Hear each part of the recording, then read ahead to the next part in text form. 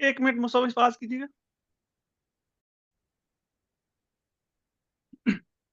अस्सलाम वालेकुम। अच्छा जी, मेरा नाम आतिफ़ याद खान है। आज हम लिक्विडिटी का ये बैच 38 का सेशन है, तो आज हम लिक्विडिटी के बारे में डिस्कशन करने लगे हैं कि लिक्विडिटी क्या होती है, कहाँ-कहाँ पे देखी जाती है।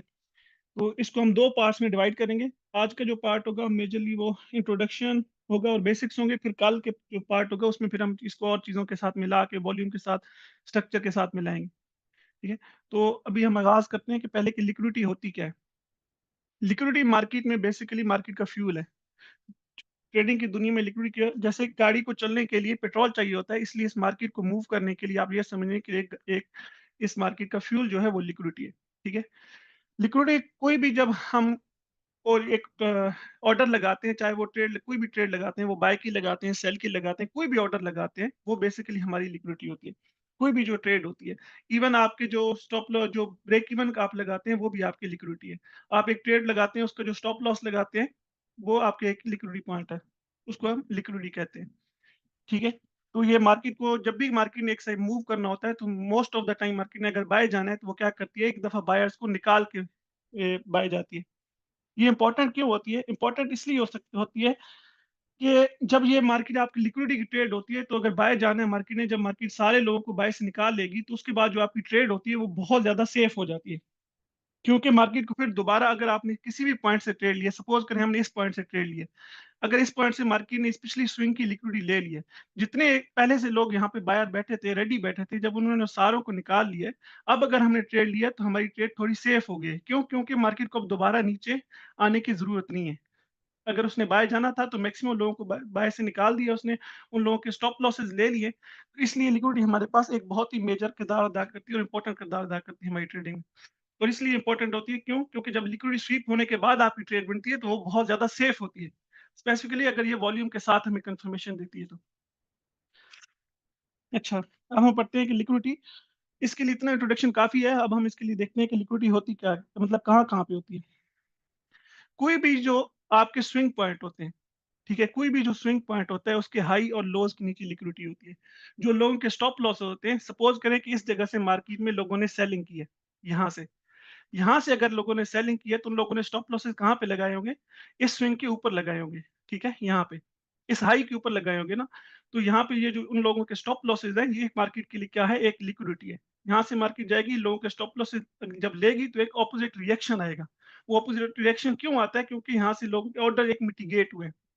वो जो ऑर्डर्स का मिटिगेट होना है, लोगों की स्टॉप लॉस हंटिंग होना है, उसको हम क्या कहते हैं? लिक्विडिटी का नाम देते हैं। तो हर हाई और लो के नीचे क्या होती है? लिक्विडिटी होती है। हर स्विंग पॉइंट के नीचे क्या होती है? लिक्विडिटी होती है। तो ये एक हाई है हमारे पास, एक स्विंग लगी हुई है ये जो, ये ये यहाँ तक। तो इस जो स्विंग हाई के ऊपर जो लोगों के स्टॉप लॉसेस हैं, वो क्या है? वहाँ पे लिक्विडिटी है।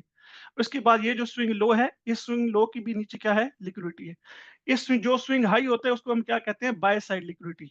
यानी कि बाय साइड लिक्विडिटी क्यों कहते हैं? क्योंकि यहाँ पे बहुत ज़्यादा लोग जो इस बेसिस के ऊपर ट्रेड करते हैं कि मार्केट ब्रेकआउट के ऊपर, कि अगर मार्केट इस स्विंग का ब्रेकआउट करती है तो वो यहाँ पे क्या करते हैं? बाय स्टॉप्स लगाते हैं कि मार्केट अगर इस जगह के ऊपर जाएगी तो यहाँ पे उनके बाय ऑर्डर्स की लिमिट्स लगे होते हैं, जिसे वो कहते हैं बाय स्टॉप्स।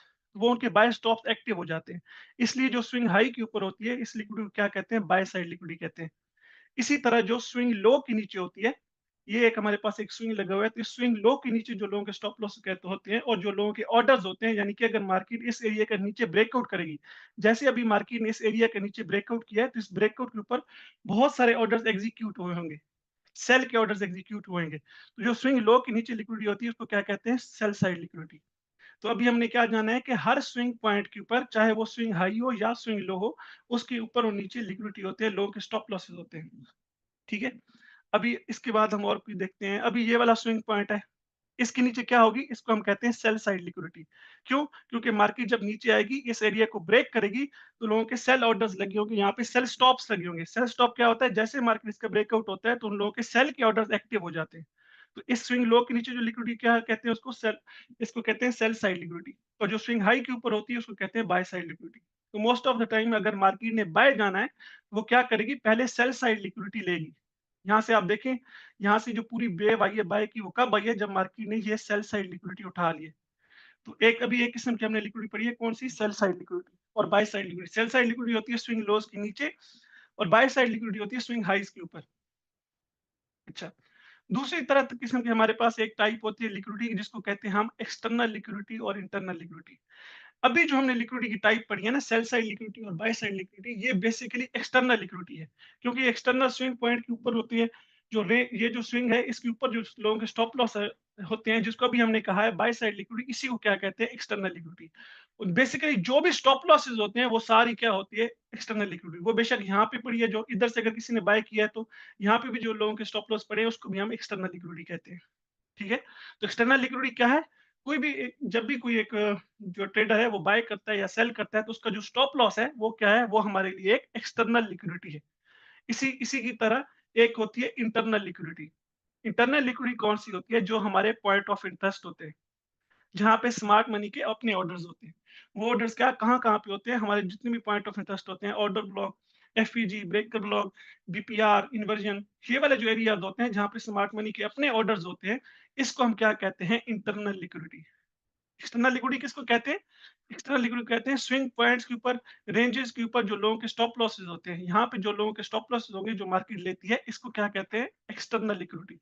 और इंटरनल लिक्विडिटी किसको कहते हैं? जो कि किसी भी पॉइंट ऑफ इंटरेस्ट के अंदर मार्केट में स्मार्ट मनी के अपने ऑर्डर्स होते हैं। जो भी कोई एफईजी, जैसे अगर यहाँ पे मार्केट एक एफईजी को टैप करके गई है, ठीक है? यहाँ पे एक H1 का एफईजी था, M30 का भी था। तो इस एफईजी के अंदर जो ऑर्डर्स होते हैं, वहाँ पे स्मार्ट मनी के अपने ऑर्डर्स होते हैं, जो एक्टिवेट होते हैं, तो उसको हम क्या कहते हैं? Internal liquidity. एक्सटर्नल लिक्विडिटी तो आपको मैंने स्विंग पॉइंट के ऊपर बता दी कि यहाँ पे जो लोगों के स्टॉप लॉस हैं, इसे कहते हैं एक्सटर्नल लिक्विडिटी। इंटरनल लिक्विडिटी क्या है? ये जो एफईजी है। अभी जहाँ से मार्केट डेली के एफईजी से बाय गई है,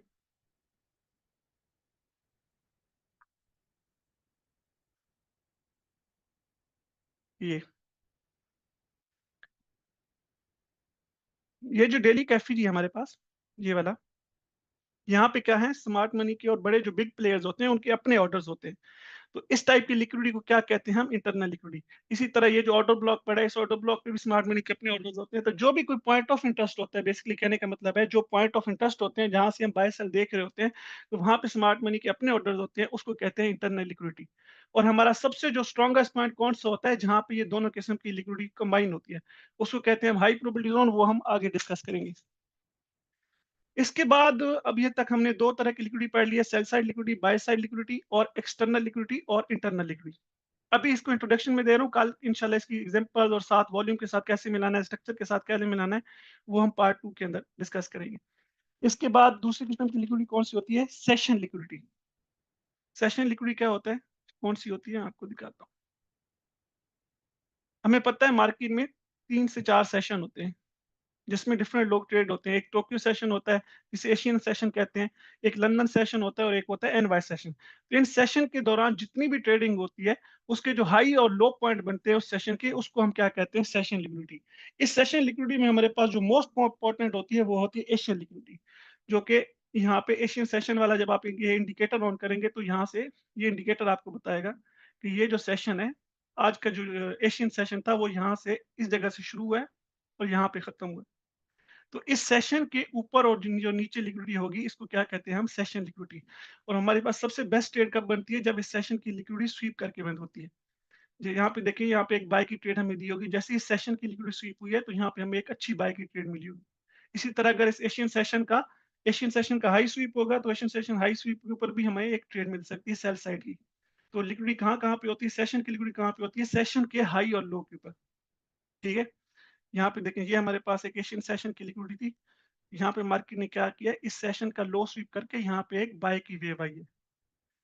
इस लो के ऊपर बाय की वेव क्यों आई है? क्योंकि इस सेशन के दौरान जितनी भी ट्रेडिंग हुई है, जो मार्केट अप और बाय और सेल होती रही है, उस जो उसका लो बना है, ये बना है। इस लो के नीचे लोगों के क्या होंगे? Stop losses. तो सेशन लिक्विडिटी के लो और हाई पॉइंट के ऊपर क्या होती है? लो के स्टॉप लॉसेस होती है और उसको हम कहते हैं सेशन लिक्विडिटी। इसी तरह हर जो इसके बाद जो लिक्विडिटी होती है डेली, वीकली और मंथली की कैंडल्स के ऊपर। कोई भी जो डेली, वीकली और मंथली की कैंडल होती है, उसके हाई और लो पॉइंट के ऊपर क्या होती है? लिक्विडिटी होती है। ये देखें, कोई भी जो डेली की कैंडल, जैसे कल मार्केट ने एक डेली कैंडल, ये वाली जो डेली कैंडल है, आप देख रहे हैं रेड कैंडल आपको नज़र आ रहा है। इसके लो और हाई पॉइंट के ऊपर क्या होती है? लिक्विडिटी होती है। तो डेली की लिक्विडिटी क्या होती है? जो डेली की कोई भी एक डेली की कैंडल बनती है, उसका हाई और जो लो पॉइंट होता है, वो हमारे पास मोस्ट इंपोर्टेंट पॉइंट होता है। जब भी मार्केट उसका हाई या लो स्वीप करती है, वहाँ से हमें एक ऑपोज़िट डायरेक्शन की एक ट्रेड मिल सकती होती है। तो डेली लिक्विडिटी क्या होती है? जो कि डेली की एक कैंडल होती है, जैसे कि ये सपोज़ करें एक डेली की कैंडल है, इसका हम हाई और लो पॉइंट मार्क कर लेंगे। तो इसके हाई के ऊपर भी लिक्विडिटी होती है, लो के स्टॉप लॉसेस होते हैं और इसके लो के नीचे भी स्टॉप लॉसेस होते हैं। तो इसके हाई और लो के ऊपर क्या होती है? लिक्विडिटी होती है। इस तरह कोई भी एक रेंज होती है, अगर मार्केट एक रेंज चल रही है, यहाँ पे एक किसी भी टाइम फ्रेम की जो रेंज होती है, उस रेंज के लो और हाई पॉइंट जो होते हैं स्पेशली, वहाँ पे क्या होती है? लिक्विडिटी होती है। इस रेंज के अंदर जो भी लोग बाय और सेल कर रहे हैं, अगर वो लोग सेल कर रहे हैं, तो वो सेल कहाँ पे, उसका स्टॉप लॉसेस कहाँ पे होंगे? इस रेंज के हाई के ऊपर होंगे, इस रेंज के ऊपर होंगे। और अगर वो बाय कर रहे हैं, तो इस रेंज के वो स्टॉप लॉसेस कहाँ पे लगाएँगे? इस रेंज के नीचे लगाएँगे। तो रेंजेस और हमेशा रेंजेस के ऊपर और नीचे कहाँ पे होती है? लिक्विडिटी होती है। अभी हमने क्या पढ़ा है? रेंजेस लिक्विडिटी पढ़ी है, इसके बाद हम डिस्कस करते हैं। ये वाली लिक्विडिटी जो भी हम डिस्कस कर रहे हैं, ये हमारी हमारे लिए मोस्ट इम्पोर्टेंट होगी। इक्वल हाइज़ और लो की लिक्विडिटी, जिसको हम एज़ अ ट्रेड एंट्री के तौर पे भी यूज़ करते हैं और इसको हम टारगेट डिफाइन करने के लिए भी यूज़ करते हैं। अच्छा, इक्वल हाइज़ और लो किस तरह होते हैं? 2 किस्म के होते हैं। जब भी मार्केट एक पॉइंट से रिवर्स करती है और फिर दोबारा उस पॉइंट का टेस्ट करके आती है, तो इसको हम क्या कहते हैं? इक्वल हाइज़ कहते हैं या इसको क्या कहते हैं? डबल टॉप कहते हैं, ठीक है? इसी तरह मार्केट अगर एक सपोर्ट से बाय गई है और दोबारा उस मार्केट उस सपोर्ट का टेस्ट करके दोबारा वहाँ से बाय जाती है, तो यहाँ पे क्या होता है? इसको क्या कहते हैं हम? इक्वल लोज़ कहते हैं या इसको क्या कह सकते हैं? Double bottom. इसको इक्वल हाइज़ कहेंगे और इसको दूसरे वाले को क्या कहेंगे? Equal lows. उसको डबल टॉप कह सकते हैं और इसको क्या कह सकते हैं? डबल बॉटम, ठीक है? अब ये हमारे लिए 2 तरह के होते हैं, इक्वल हाइज़ और इक्वल लोज़ 2 किस्म के होते हैं। एक होते हैं नॉर्मल इक्वल हाइज़ और लोज़, एक होते हैं हाई प्रोबेबिलिटी इक्वल हाइज़ और लो।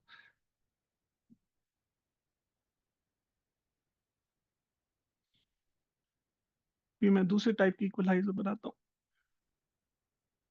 ठीक है?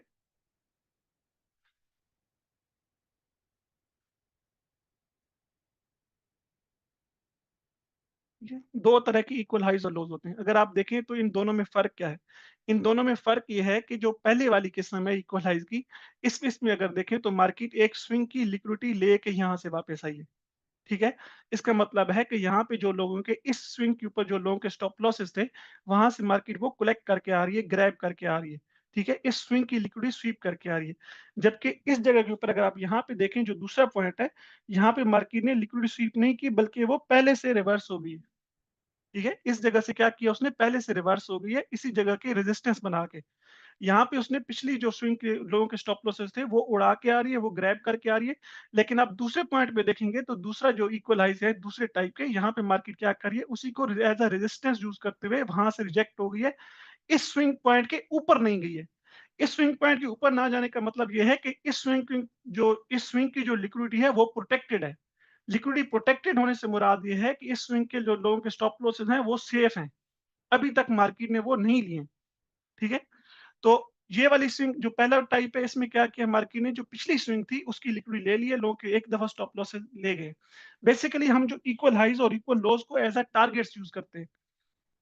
इनमें से हाई प्रोबेबिलिटी कौन से हैं और क्यों है वो मैं आपको इक्वल लोज एक दफा बता दूं फिर बताता हूँ। इसी तरह अगर आप इक्वल लोज की फॉर्म में देखेंगे तो पहली जो टाइप है इसमें मार्केट ने क्या किया है, यहाँ से इस स्विंग की जो थी पहले इस सपोर्ट को कायम रखा है, उसको ब्रीच नहीं किया और इसी जगह से सपोर्ट लेके यहाँ से क्या हो गई है, बाय हो गई है। यानी कि पिछली जो ये वाली स्विंग थी, यहाँ से मार्केट ने उसकी लिक्विडिटी ग्रैब नहीं की है। ठीक है? इसकी लिक्विडिटी क्या है, अभी तक प्रोटेक्टेड है। लेकिन अगर आप दूसरी टाइप में देखेंगे तो इस टाइप में मार्केट ने इस इक्वल लॉस की टाइप में मार्केट ने पिछली स्विंग की लिक्विडिटी ले ली है। इस स्विंग की लिक्विडिटी लेके फिर बाय गई है। अब दोनों इक्वल लॉस ये दोनों टाइप के एक ये 2 टाइप इक्वल हाइज़ है और ये 2 टाइप की इक्वल लोज़ है। बेसिकली हम इक्वल हाइज़ और इक्वल लोज़ को एज़ अ टारगेट यूज़ करते हैं। अगर हमने यहाँ कहीं से बाय किया है, इधर से हमने बाय किया और हमारे पास सामने इक्वल हाइज़ पड़े हैं, तो हम क्या करेंगे उन इक्वल हाइज़ की जो लिक्विडिटी होगी उसको टारगेट अपना रखते हैं कि यहाँ पे जाके हम अपनी ट्रेड की मैक्सिमम प्रॉफिट टेकिंग कर सकते हैं। ठीक है? तो इन दोनों इक्वल हाइज़ में जो दूसरे वाले इक्वल हाइज़ हैं, ये हाई प्रोबेबिलिटी है। इनको मैं हाई प्रोबेबिलिटी इक्वल हाइज़ को टारगेट के लिए कह रहा हूँ। क्यों? क्योंकि अगर स्मार्ट मनी ने या हम सब लोगों ने जहाँ से नीचे से बाय किया है, तो इसमें उसके लिए जो स्मार्ट मनी के लिए जो सामने हदफ नज़र आ रहा है, टारगेट नज़र आ रहा है, यहाँ पे 2 स्विंग्स की लिक्विडिटी नज़र आ रही है। अगर यहाँ पे आप लोग देखें तो क्योंकि दोनों स्विंग्स की लिक्विडिटी प्रोटेक्टेड है, यहाँ पे मार्केट ने किसी भी स्विंग की लिक्विडिटी नहीं ली है, तो इस केस में क्या है, इसको 2 स्विंग की लिक्विडिटी नज़र आ रही है, यहाँ पे ज़्यादा ऑर्डर्स नज़र आ रहे हैं, तो ये मार्केट को ज़्यादा अपनी तरफ अट्रैक्ट करेगी। ये इक्वल हाइज और लोज एज अ मैग्नेट्स के तौर पे काम करते हैं, तो ये अपनी मार्केट को अपनी तरफ ज्यादा जोर से खींचेगी। क्यों ज्यादा जोर से खींचेगी? क्योंकि यहाँ पे जो दोनों स्विंग्स के ऊपर स्टॉप लॉसेस हैं वो अभी तक दोनों सेफ हैं, वो ग्रैब नहीं हुए हैं। तो ये वाले जो इक्वल हाइज हैं ये हमारे पास क्या होते हैं, हाई प्रोबेबिलिटी होते हैं, जिनमें मार्केट में दूसरी स्विंग क्या होती है, डाउनवर्ड स्लोपिंग होती है। अगर आप यहाँ पे देखें तो ये वाले जो इक्वल हाइज हैं ये आपको डाउनवर्ड स्लोपिंग में नजर आ रहे हैं। ये देखें, ये पिछली जो स्विंग है वो ऊपर है ना, दूसरी स्विंग क्या है, नीचे है, यानी कि एक स्लोप में नजर आ रहे हैं। तो जो भी इक्वल हाइज आपको ऐसे स्लोप में नजर आ रहे हैं, अगर आपने नीचे से कहीं से बाय किया हुआ है तो इनकी लिक्विडिटी को एज अ टारगेट के तौर पे यूज कर सकते हैं। और ये हाई प्रोबेबिलिटी है कि most of the time market में इनकी लिक्विडिटी लेगी लेगी। पहले वाले केस में क्या है कि मार्केट अगर आपने नीचे से बाय किया हुआ है तभी मार्केट को सिर्फ एक स्विंग की लिक्विडिटी नजर आ रही है। सपोज करें यहाँ पे मार्केट के पास 100 ऑर्डर्स थे, इस स्विंग के ऊपर कितने ऑर्डर्स थे, 100 ऑर्डर्स थे, ठीक है। और इस स्विंग के ऊपर कितने हैं, 100 ऑर्डर्स।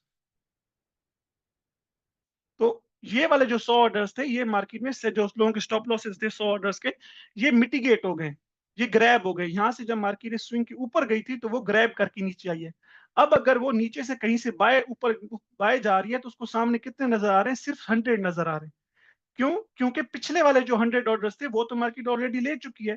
इस केस में अगर आप देखें तो यहाँ पे जो डाउनवर्ड स्लोप वाले इक्वल हाइज है, यहाँ पे उसको 100 ऑर्डर्स यहाँ पे हैं और 100 ऑर्डर सपोज करो यहाँ पे है, ठीक है। तो इसमें मार्केट ने दोनों स्विंग्स की लिक्विडिटी नहीं ली है, यानी कि दोनों ऑर्डर्स वो जो लोगों के स्टॉप लॉसेस थे वो मिटिगेट नहीं हुए। तो नीचे से अगर मार्केट बाय जा रही है तो अब इसको कलेक्टिवली 100 नहीं बल्कि 200 ऑर्डर्स नजर आ रहे होंगे। कितने ऑर्डर्स नजर आ रहे होंगे, 200। तो ये वाले जो इक्वल हाइज हैं ये हाई प्रोबेबिलिटी होते हैं। लाजिमी बात है, जब ज्यादा ऑर्डर्स है तो वहां मार्केट के लिए पोटेंशियल ज्यादा है वहां पे जाने के लिए, ठीक है, इनको ग्रैब करने के लिए इसमें पोटेंशियल ज्यादा है, इनको हंट करने के लिए। तो ये मार्केट को अपनी ज्यादा एक क्या कहते हैं ताकत के साथ अपनी तरफ खींचेंगे। इसी तरह सेम अगर आप इस कॉन्सेप्ट को उलट करेंगे तो दो तरह के हमारे पास इक्वल लोज हैं।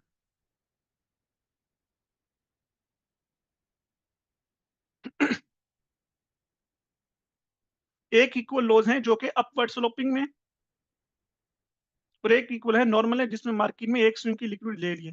इसी तरह अगर आप ऊपर से सेल कर रहे हैं किसी जगह से, अगर किसी पॉइंट ऑफ इंटरेस्ट से ऊपर से सेल कर रहे हैं और नीचे आपको इक्वल लोज नजर आ रहे हैं, जो पहले वाले इक्वल लोज है जिसमें मार्केट ने दोनों स्विंग की लिक्विडिटी नहीं ली है, तो इनकी लिक्विडिटी लेने के चांसेस ज्यादा हैं, ठीक है। क्यों? क्योंकि मार्केट को ये ज्यादा ताकत के साथ अपनी तरफ खींचेंगे। क्यों? क्योंकि यहाँ पे ज्यादा ऑर्डर अभी पड़े हैं। तो दूसरे वाले केसेस में भी ये वाले इक्वल लॉस भी उसी तरह इंपॉर्टेंट है, लेकिन इनमें से ज्यादा इंपॉर्टेंट कौन से हैं, जो कि हाई प्रोबेबिलिटी है। इसी तरह वो अपवर्ड स्लोपिंग वाले, सॉरी डाउनवर्ड स्लोपिंग वाले इक्वल हाई प्रोबेबिलिटी थे, इसी तरह यहाँ पे जो अपवर्ड स्लोपिंग वाले इक्वल लॉस हैं वो हाई प्रोबेबिलिटी होंगे हमारे पास। अच्छा,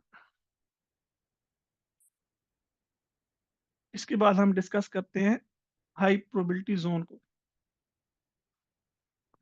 अभी हम थोड़ी देर हमने पहले पढ़ा था कि एक्सटर्नल लिक्विडिटी और इंटरनल लिक्विडिटी, कि एक्सटर्नल लिक्विडिटी कौन सी होती है, जो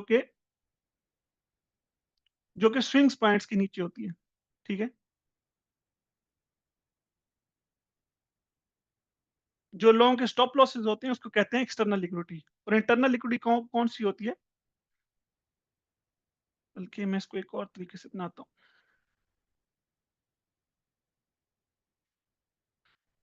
एक्सटर्नल लिक्विडिटी कौन से होते हैं, जो कि लोगों के स्टॉप लॉसेस होते हैं। तो इस स्विंग के नीचे जो लोगों के स्टॉप लॉसेस होंगे उसको क्या कह रहे हैं, हम एक्सटर्नल लिक्विडिटी कह रहे हैं।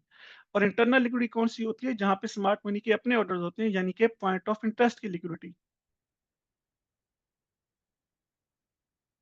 ये, तो जैसे ही मार्केट, अब हाई प्रोबेबिलिटी जोन हमारा कौन सा होता है, हाई प्रोबेबिलिटी जोन हमारे पास वो होगा जो कि जहां पे दोनों किस्म की लिक्विडिटीज कंबाइन हो रहे हैं, यानी कि जहां पे एक्सटर्नल लिक्विडिटी और इंटरनल लिक्विडिटी कंबाइन हो रही है, वो हमारे पास क्या होगा, हाई प्रोबेबिलिटी जोन होगा। ये देखिए, ये वाला जो हमारे पास जोन है, पॉइंट ऑफ इंटरेस्ट है, ये क्या है, हाई प्रोबेबिलिटी है। क्यों? क्योंकि यहाँ पे दोनों किस्म की लिक्विडिटी कंबाइन हो रही है। ऊपर से जब मार्केट सेल आ रही होगी तो सबसे पहले क्या होगा कि मार्केट एक यहाँ से स्विंग लो की लिक्विडिटी लेगी। इस स्विंग लो की लिक्विडिटी ग्रैब करने के बाद वो क्या ग्रैब करेगी? External liquidity. ठीक है, एक्सटर्नल लिक्विडिटी लेगी मार्केट, तो उसके बाद मार्केट को क्या चाहिए? अपने ऑर्डर्स चाहिए जो स्मार्ट मनी के हैं। वो कहाँ पे होंगे? जो इसके नीचे, इमीडिएटली नीचे जो एक पॉइंट ऑफ इंटरेस्ट होगा अनमिटिगेटेड, ठीक है, जिसको मार्केट ने मिटिगेट नहीं किया हुआ, वो हमारे पास हाई प्रोबेबिलिटी जोन होगा। तो इस पॉइंट के ऊपर जब मार्केट यहाँ से स्टॉप लॉसेस ले लेगी और इस एफईजी में टैप करेगी, तो यहाँ पे दोनों किस्म की लिक्विडिटीज कंबाइन हो जाएगी। तो यहाँ से मार्केट की रिवर्स होने के मैक्सिमम चांसेस हैं। मार्केट कभी भी अगर रिवर्स होती है किसी जगह से, तो वो 2 वजूहात की बिना पे होती है। अगर मार्केट यहाँ से बाय जा रही है, ठीक है? ऊपर बाय जा रही है, बाय जा रही है, तो वो रिवर्स क्यों होगी? एक तो रिवर्स होगी वो कि ऊपर अगर उसके ऊपर स्ट्रॉन्ग पॉइंट ऑफ इंटरेस्ट नज़र आ रहा है, ठीक है? अगर यहाँ पे इस स्विंग के ऊपर एक स्ट्रॉन्ग पॉइंट ऑफ इंटरेस्ट पड़ा है, ये सॉरी,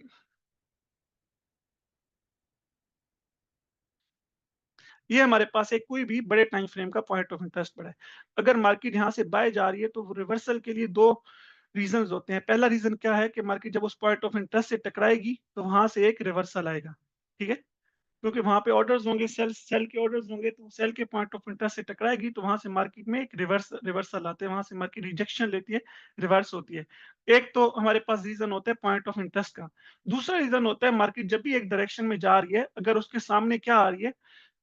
एक्सटर्नल लिक्विडिटी। यहाँ से मार्केट अगर बाय जा रही है, तो जैसे ही मार्केट किसी स्विंग की लिक्विडिटी ग्रैब करती है, जैसे ही मार्केट किसी स्विंग की लिक्विडिटी ग्रैब करेगी, तो वहाँ से भी एक रिवर्सल आएगा।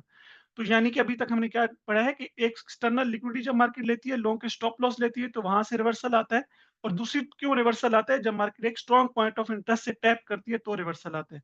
तो हाई प्रोबेबिलिटी जोन हमारे पास कौन सा होगा? जहां पे ये दोनों रीजन मार्केट को रिवर्स होने के लिए मिलेंगे।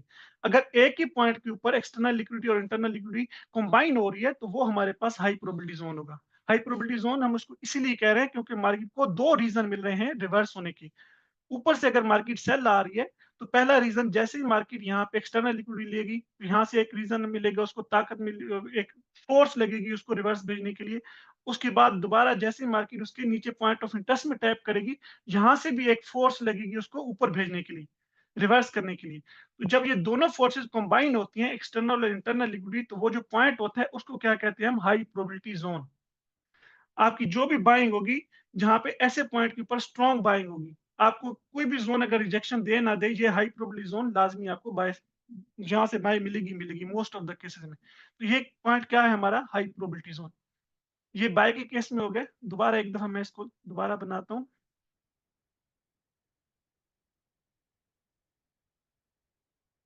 जी,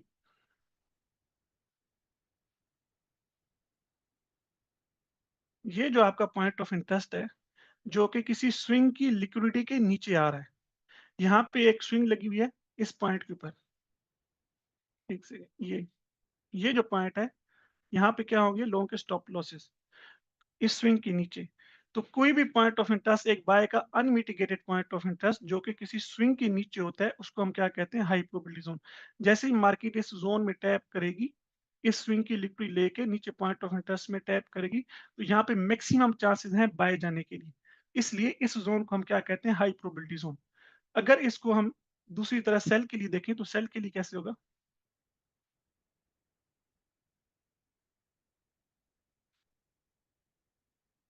ये,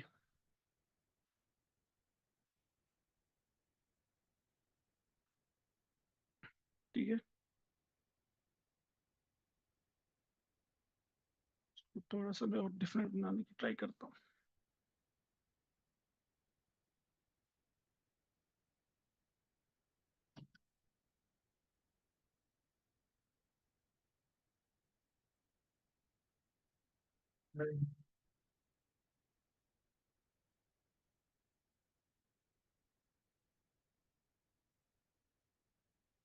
ये देखें, ये अभी हमने बाय के लिए पढ़ा है, तो सेल के लिए हाई प्रोबेबिलिटी जोन कैसे होगा? जैसे ही एक स्विंग हाई के ऊपर अगर आपको एक अनमिटिगेटेड पॉइंट ऑफ इंटरेस्ट मिल रहा है स्विंग हाई के ऊपर, तो उसको क्या कहेंगे हम?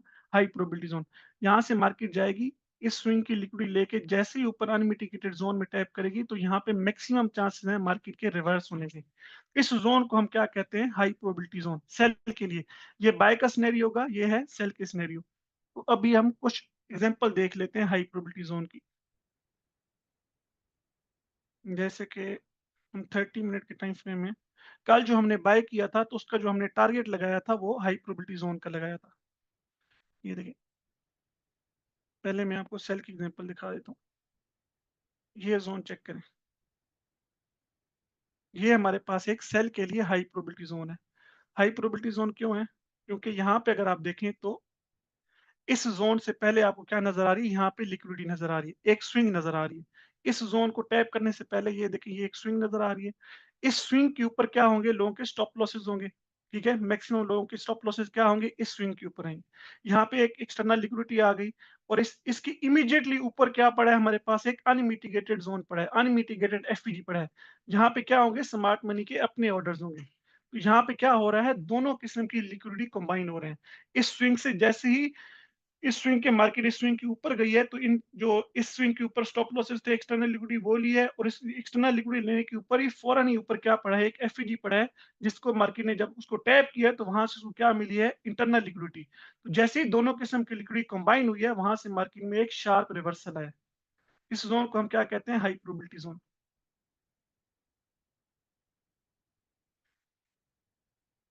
इसी तरह हम बाय के केस में देखते हैं। अगर आप बाय के केस में देखें तो जी,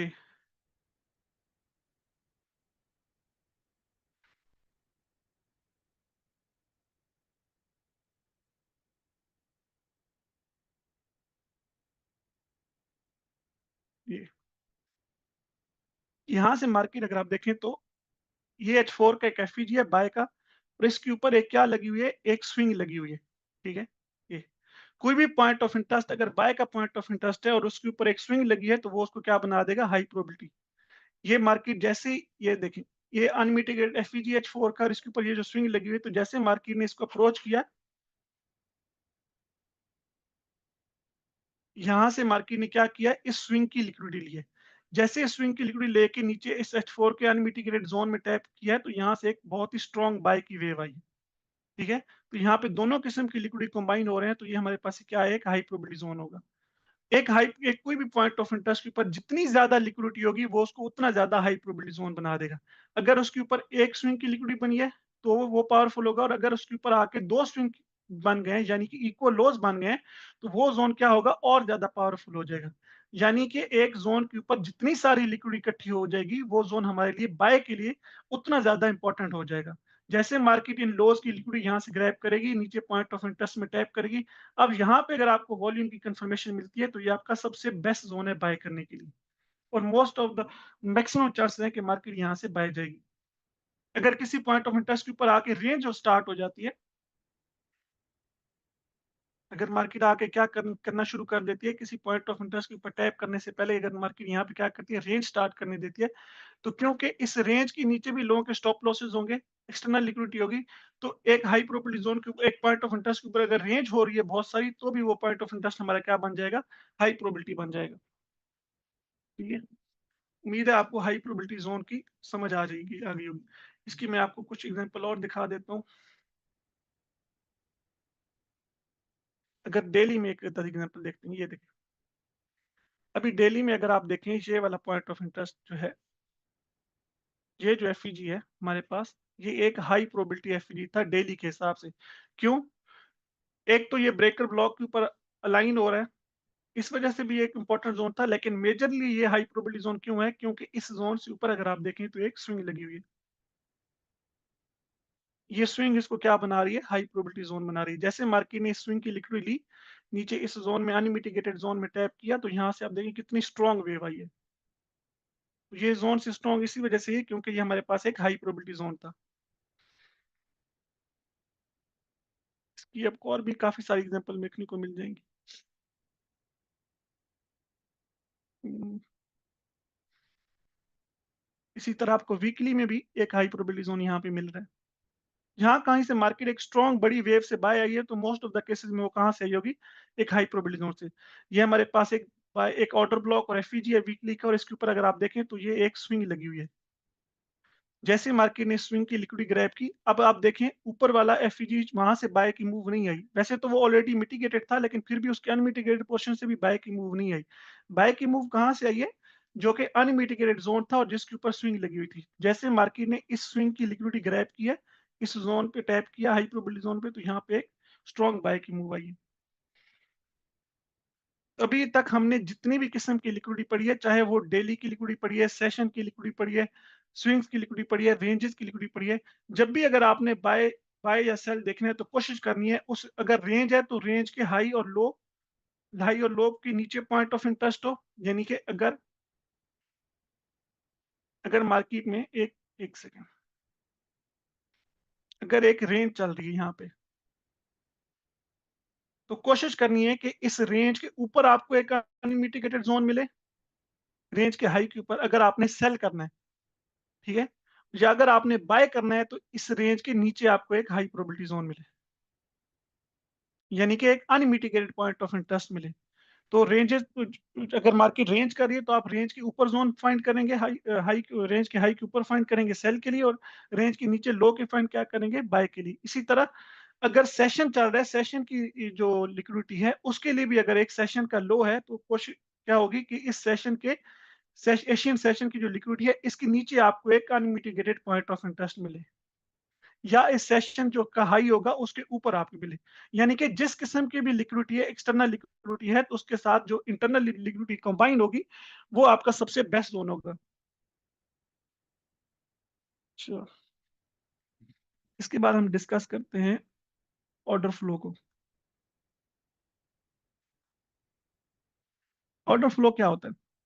अगर मार्केट एक साइड पे मूव कर रही है, यानी कि अगर मार्केट सेल आ रही है, तो वो अगर अपने सेल के पॉइंट ऑफ इंटरेस्ट को रिस्पेक्ट देते हुए आ रही है, ठीक है? अगर वो सेल के पॉइंट ऑफ इंटरेस्ट को रिस्पेक्ट देते हुए आ रही है, तो इसका मतलब ये है कि वो सेल के ऑर्डर फ्लो में, यहाँ पे मार्केट ने ऊपर रिट्रेसमेंट लिया है, तो जहां कहीं पे अगर एक सेल का पॉइंट ऑफ इंटरेस्ट है, तो अगर मार्केट उससे रिजेक्शन लेके सेल हुई है, तो इट मीन्स कि वो अपने सेल के पॉइंट ऑफ इंटरेस्ट को रिस्पेक्ट देते हुए आ रही है।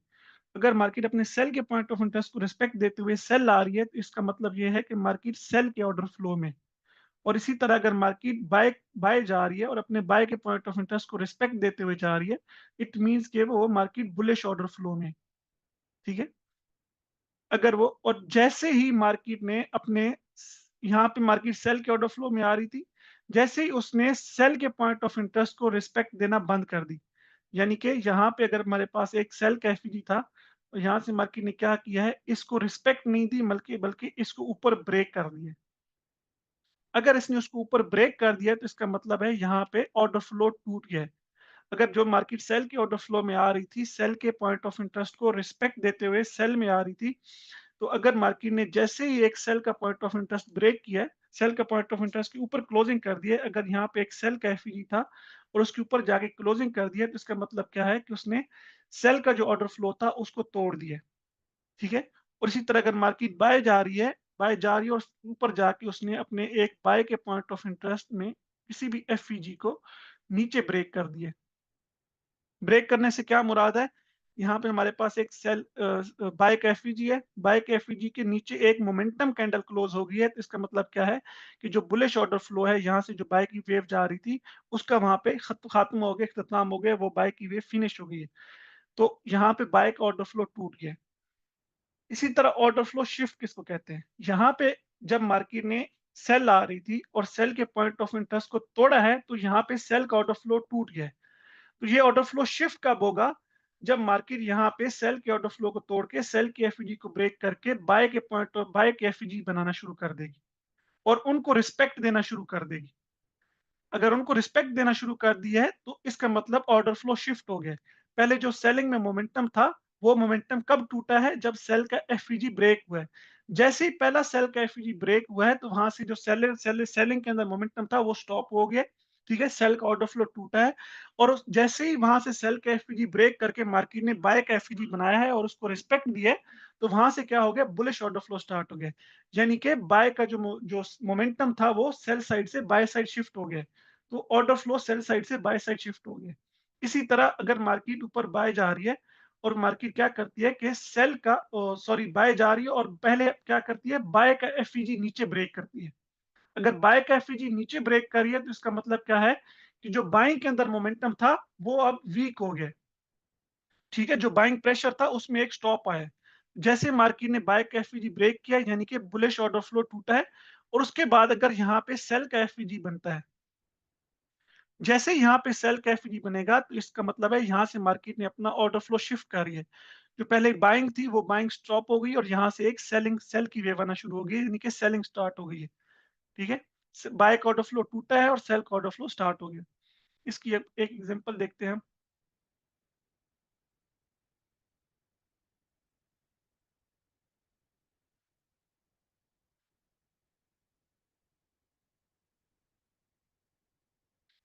यहाँ से देखें अगर तो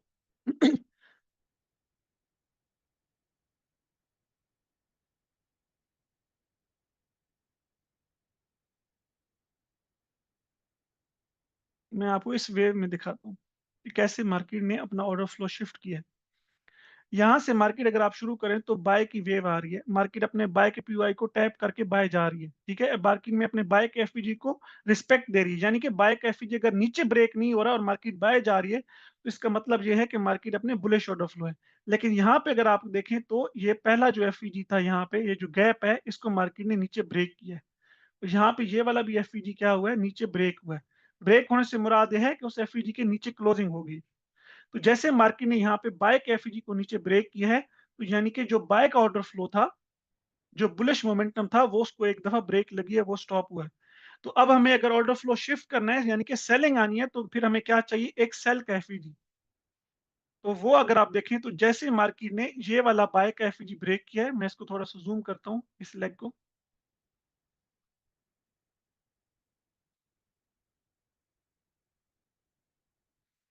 यहाँ पे देखें, जैसे मार्केट ने ये बाय का एफईजी ये दो ब्रेक किए हैं, ठीक है? उसके बाद ब्रेक करने के बाद यहाँ पे अगर आप देखें तो यहाँ पे आपको एक सेल का एफईजी मिलेगा।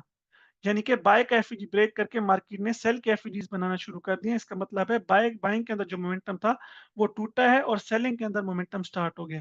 तो यहाँ से आप देखें एक स्ट्रॉन्ग सेल की वेव आई है उसके बाद, ये सारी। यहाँ पे सेलिंग में ऑर्डर फ्लो शिफ्ट हो गया। ठीक है? तो ये एक अर्ली मोमेंटम शिफ्ट की एक इंडिकेशन है ऑर्डर फ्लो का टूटना और शिफ्ट होना। इसी तरह अब इसको नीचे वाली वेव को देखते हैं। ऊपर से अगर आप देखें तो मार्केट सेल के एफईजीज को रिस्पेक्ट करते हुए आ रही है। यहाँ से सेल का एफईजी था, उसको मार्केट ने टैप करके सेल लाई है। फिर यहाँ से एक सेल का एफईजी था, उसको भी मार्केट ने एक टैप करके अच्छी सेल लाई है।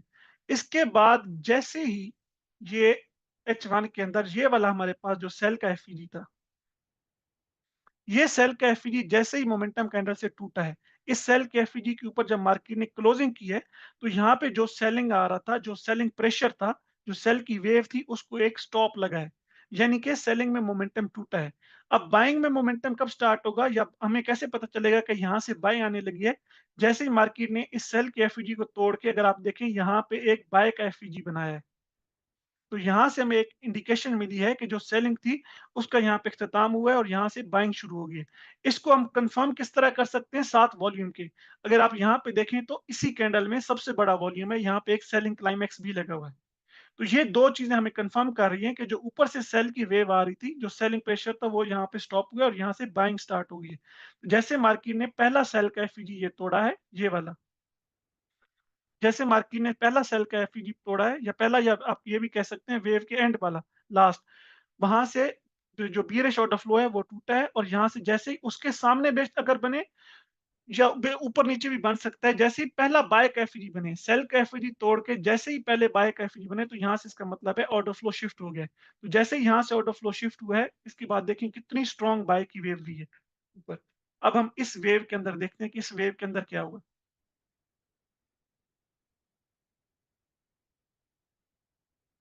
यहाँ से वेव ये स्टार्ट हुई थी। यहाँ पे देखें ये बाय का एफईजी को रिस्पेक्ट मिली है।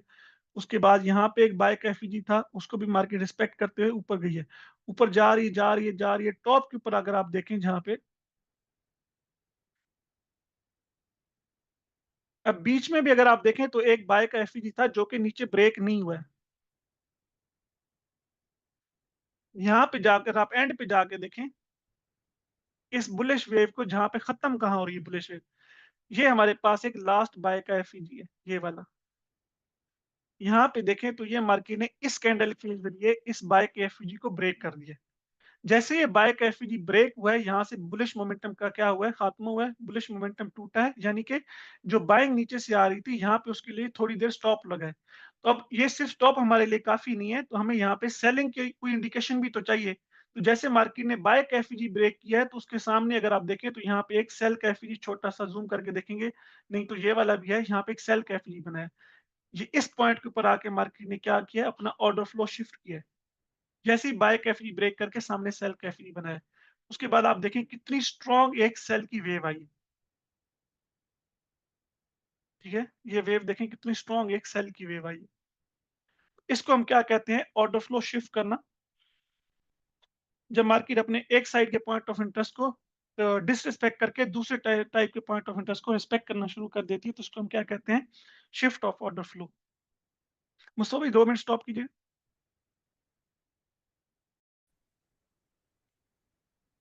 अच्छा, अभी हमने ऑर्डर फ्लो शिफ्ट का पढ़ लिया है, तो आज हम इस लेक्चर को का यहाँ पे ख़त्म करते हैं। कल यहाँ से फिर इसी जगह से शुरू करेंगे और बाकी जो लिक्विडिटी की चीज़ें हैं, लिक्विडिटी को स्ट्रक्चर के साथ कैसे देखना है, वॉल्यूम की के साथ कैसे मिलाना है, इस ऑर्डर फ्लो को जो भी हमने पढ़ा है, इसको एज़ अ कन्फर्मेशन के तौर पे कैसे यूज़ करना है, ये सारी जो चीज़ें होंगी, फिर हम इंशाल्लाह कल के लेक्चर में पार्ट 2 में डिस्कस करेंगे और ज़्यादा डिटेल से। तो अभी आज का लेक्चर यहाँ पे रुकते हैं, फिर कल इंशाल्लाह शुरू करेंगे। जी, उस समय रोक दें रिकॉर्डिंग।